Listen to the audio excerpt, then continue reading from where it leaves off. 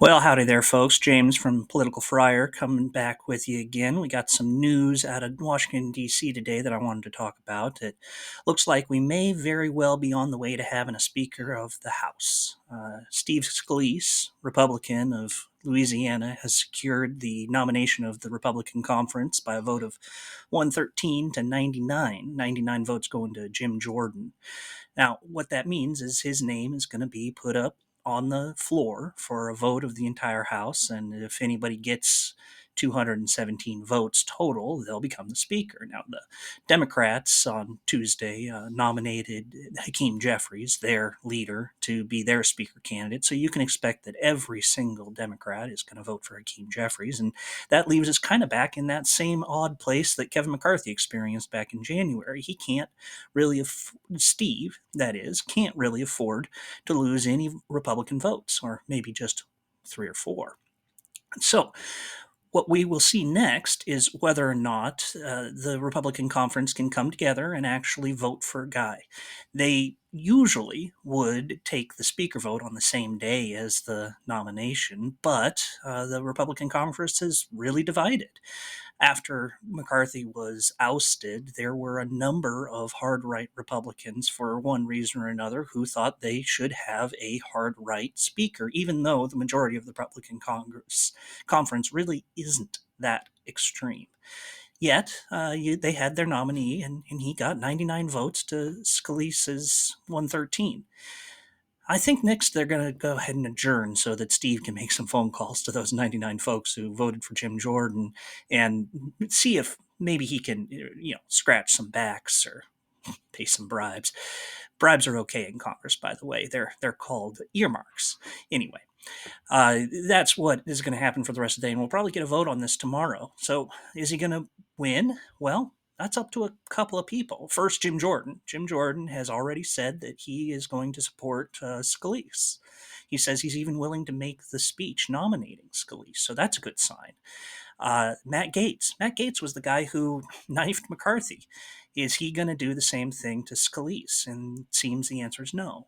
Matt Gaetz has come out in support of voting for Scalise, even though he voted for Jordan in the conference. He's willing to go ahead and support Steve. The person who could really derail Scalise from becoming Speaker is, you guessed it, Donald J. Trump. See, there are representatives in Congress, such as Troy Nehls, who will simply do Trump's bidding. And Trump endorsed Jordan. So if Donald Trump decides that he will not support Steve Scalise for Speaker, then there will be enough Republicans who are simple Trump loyalists who will shoot it down. And then we really are back to square one because there certainly are enough anti Trump Republicans to do the same thing to Jordan. Now, the problem with that is we kind of need a Speaker of the House. Nothing can happen in the government until we have one. And that's just the way that the rules of the House work. So, our short term funding is going to dry up, mid next month. And then the government will shut down if we don't have some sort of appropriations bill passed. And there's some talk about maybe as part of the speaker deal, we get a continuing resolution to get us through the holidays and into April. And maybe that's how we end up funding the government is just to kick the can down the road and let those hard discussions happen. Now, this is exactly what Matt Gaetz supposedly objected to when he knifed McCarthy. Makes me wonder because I think Matt Gaetz saying that he'll support Scalise also indicates that he may very well support some sort of continuing resolution to let folks have those sorts of discussions that we need to fund the government and come to the right funding levels through some sort of normal process. That also makes me think that Matt Gaetz, he just hated Kevin McCarthy. I think it was personal. I think that's all. I don't think that he necessarily had an objection to McCarthy's deals. He just had an objection to McCarthy.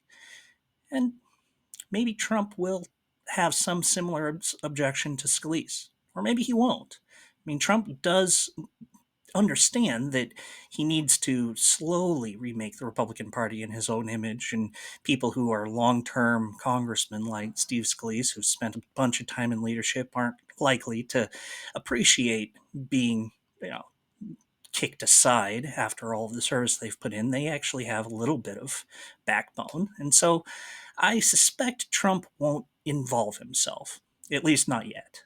Eventually, Steve Scalise is going to have to go because he's just not enough of a Trump acolyte to suit. But I think Trump is probably savvy enough to realize that this isn't the time and place to have that fight. But hey, Trump's surprised me in the past.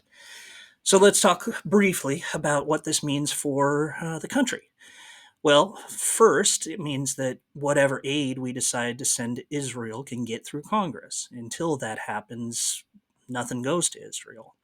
I suppose Joe Biden could use Lend Lease or some other provisions to spend down existing American stockpiles, but that's not the best way to do it. And I think Congress wants to have a vote on Israel. I think that there's an appetite to put themselves on the record saying that they support Israel. It has a knock on effect for Afghanistan, too. So this is one of the areas where Steve Scalise and Jordan had an actual policy difference. Jordan, while not ruling out additional funding for Ukraine, was skeptical. Scalise was not. Now, I do want to mention that Jim Jordan's concerns about what the money is being spent on and what our strategy is, those are legit. And the Biden administration should answer those questions. But it also shouldn't make the funding for Ukraine contingent on those answers. You should do both: fund Ukraine, answer the question. Anyway, that's my take. Go ahead and tell me how wrong I am down in the comments. Visit politicalfriar.com, and I'll talk to you next time. Thanks.